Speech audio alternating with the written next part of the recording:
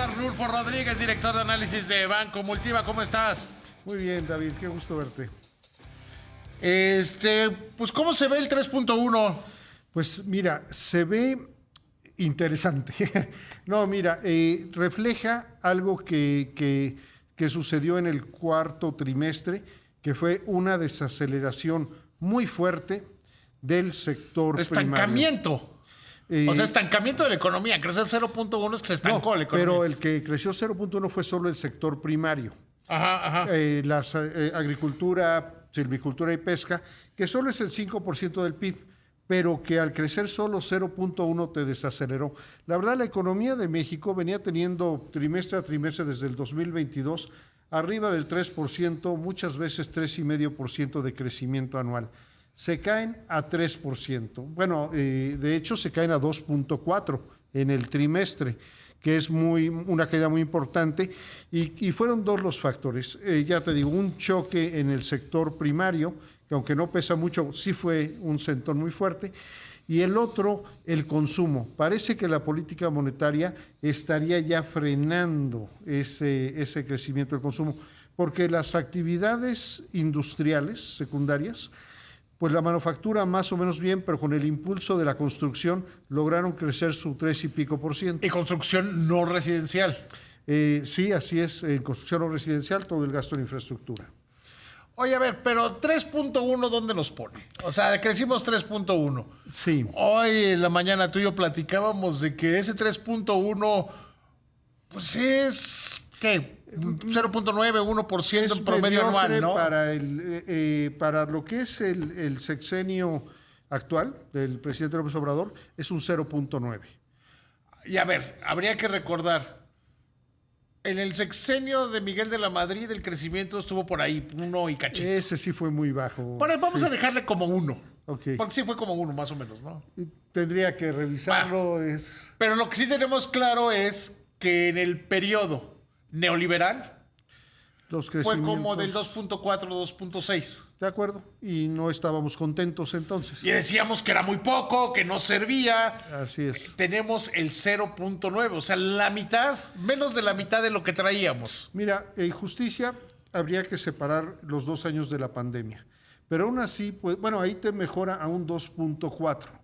Regresamos a... digamos, o sea, regresamos a la misma mediocridad que ha tenido este país desde los 80s. Te diría, Ay, Dios, México no puede superar. Estamos hablando de 40 años. Su tasa de crecimiento de largo plazo es 2.4. O sea, estamos, o sea, el dato es grave porque estamos hablando que la economía mexicana desde finales de los 80, o sea, estamos hablando de 35 años, o sea, casi 40 años, lleva creciendo una miseria con un crecimiento poblacional muy importante. Así es, así es. O sea, este país es más pobre de lo que era en 88, por llamarlo de alguna manera. Ya, olvídate, el de 2018. Mira, en PIB per cápita nos ayudó el tipo de cambio.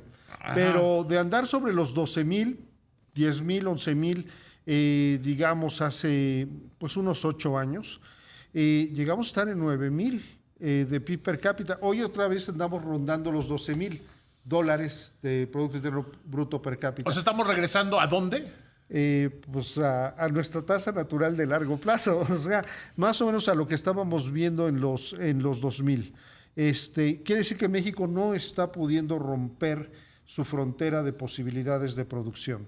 No está pudiendo crecer más. Pero ¿y el Tratado de Libre Comercio y la apertura y el nearshoring no están sirviendo? ¿No están alcanzando?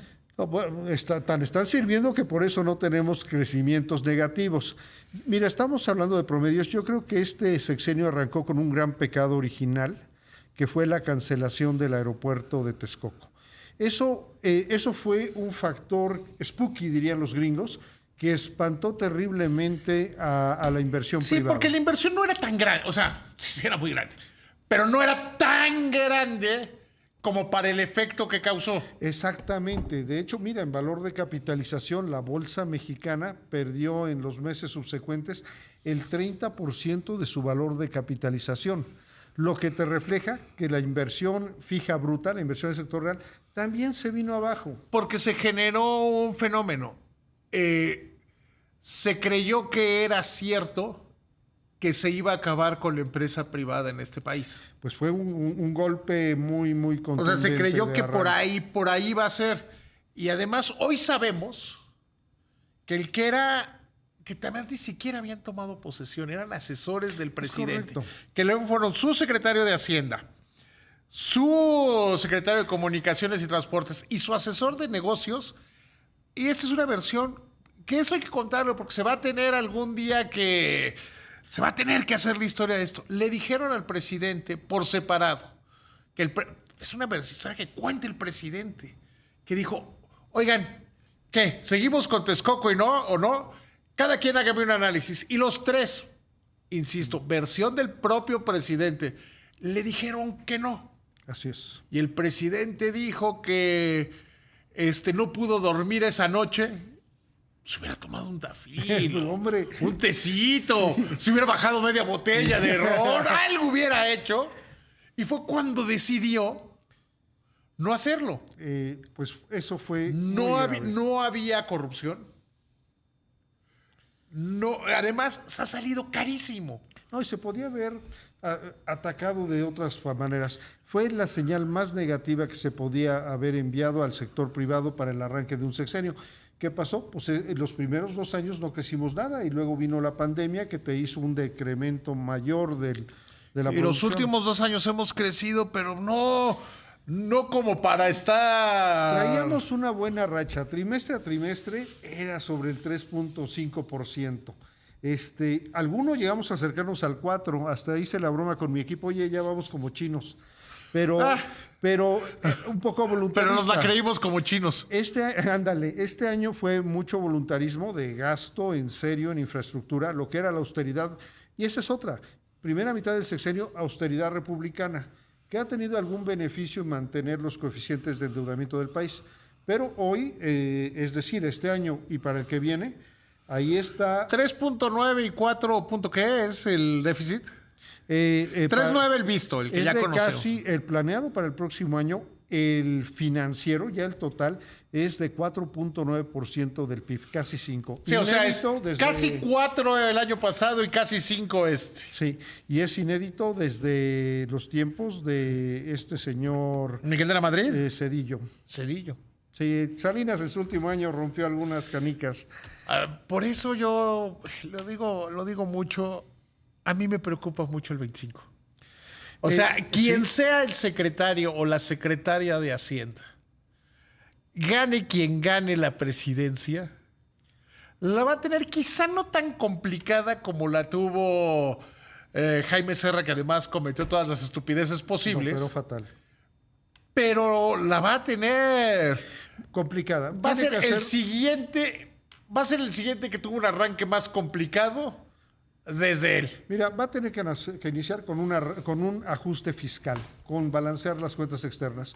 Eso va a tener un impacto negativo en el crecimiento, va a ser impopular entre la población y es un comienzo difícil. Bien operado y bien explicado por la necesidad que se tiene del equilibrio económico y la estabilidad, pues podría operarse de forma aseada, pero tiene muchos riesgos. Y tiene una complicación muy importante. Estados Unidos también va a tener que hacer un mega ajuste fiscal con un tema grave. En enero... Gane quien gane. Sí, gane quien gane. Y en enero se les vence el techo de endeudamiento. Lo suspendieron todo este año para poder colocar la deuda que requiriera el Estado americano para operar. Pero para enero, y esto quiere decir que desde noviembre van a empezar los jalones y las preocupaciones, pues se vence o vuelve a entrar ese límite de endeudamiento excedido, lo que te da la dificultad de, pues si no puede Estados Unidos colocar deuda, no va a poder pagar sus vencimientos. Entonces tienes un escenario complejo fuera, complejo adentro. Aunque desde el punto de vista político está tranquilo. Y te voy a decir lo que pienso. Va a ganar Trump. Entonces ya es la segunda parte de una película que ya vimos. Sí. Que no se puede poner mal. Y Trump no va a ir contra el tratado que él firmó. Luego, en México, pues no va a haber sorpresa. O va a ser más de lo mismo o va a ser regreso al mundo neoliberal. De acuerdo. O sea, o va a ser Yo creo que va a ser, incluso en este sí, la segunda versión de la 4T va a ser mejorada. Yo creo que habría más tecnocracia y menos dogmatismo de izquierda. Yo creo que va a ser mucho menos radical si gana Claudia Sheinbaum. Estoy de acuerdo. Va a ser mucho menos radical, mucho menos de no dormí y decidí acabarme el aeropuerto. Sí. Yo creo que no. Y además eso es lo que están viendo los mercados. Querido Rulfo, muchísimas gracias.